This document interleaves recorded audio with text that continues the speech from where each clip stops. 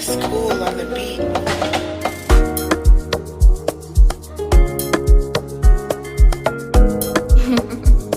It's Shesh on the beat.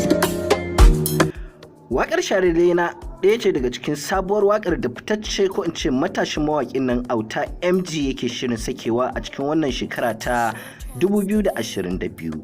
Jama'a barkamu da warhaka, barkamu da sake saduwa da ku a cikin wani sabon shiri da ke farauto muku sabbin waƙoƙin Hausa daga mawaƙan ƙasar Hausa. Idan wannan ne zuwanka karo na farko zuwa wannan tasha, kar ka manta da danna subscribe da kuma alamar ƙararrawa domin sanar da kai da zarar mun ɗora sabon bidiyo. Kamar yadda kuka sani, shi dai Auta MG Boy ɗaya ne daga cikin matasan mawaƙa da tauraruwar su ke haskawa a halin yanzu. Ya sanar da fitar sabuwar waƙarsa mai suna Shalele ko in ce Shalelena, wanda kai tsaye za ku iya samun ta a YouTube channel ɗinsa mai suna Auta MG Boy.